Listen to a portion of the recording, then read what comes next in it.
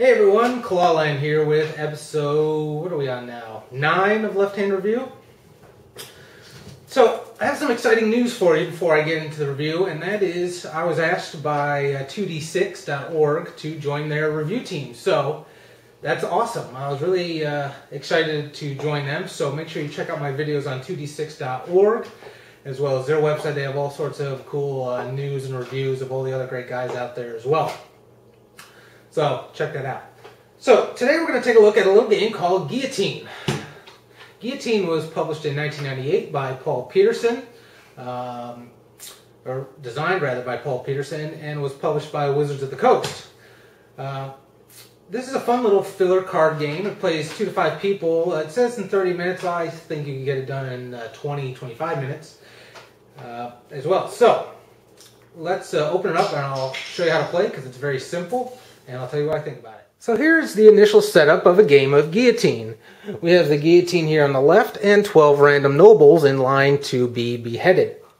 Each player also is going to start off with 5 action cards.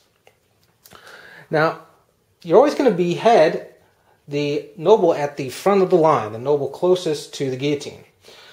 And the first thing that you're going to do on your turn is you have the option of playing one of your action cards. You don't have to play an action card. It is totally optional.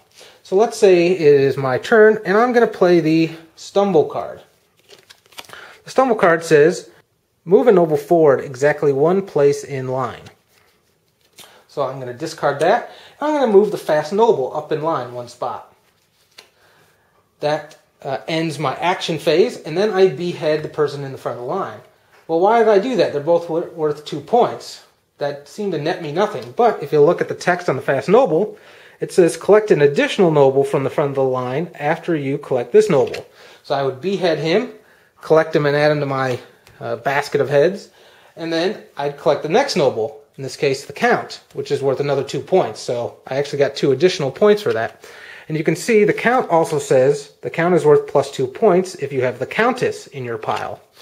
So we don't see the Countess out right now, but maybe in a future round, the Countess will come out.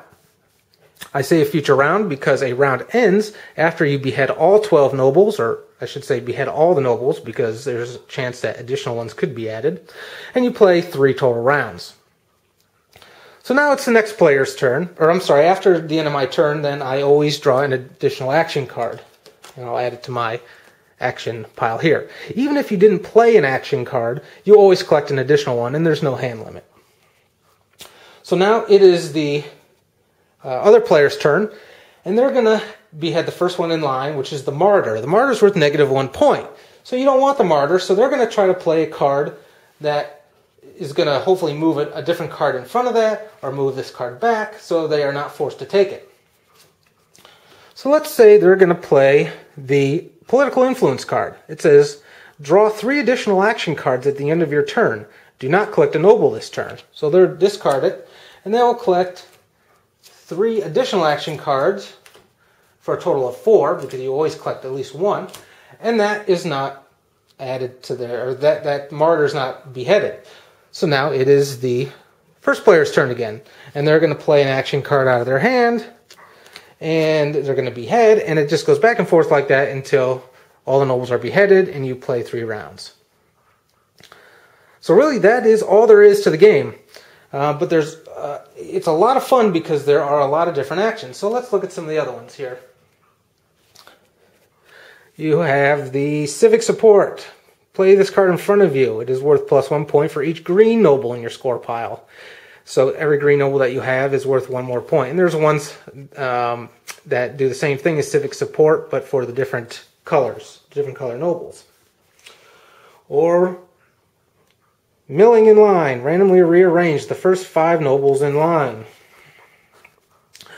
Forced break. All other players must discard a card at random.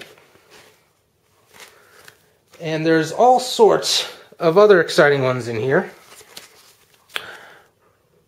Ignoble noble.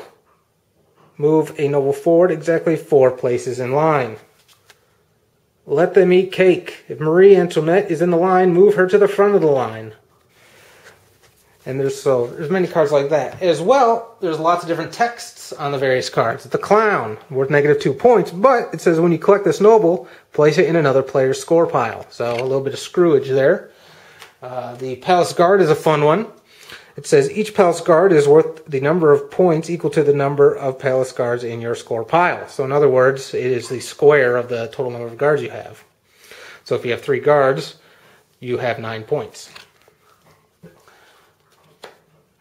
So that's really all that is to it. It's a fun filler game.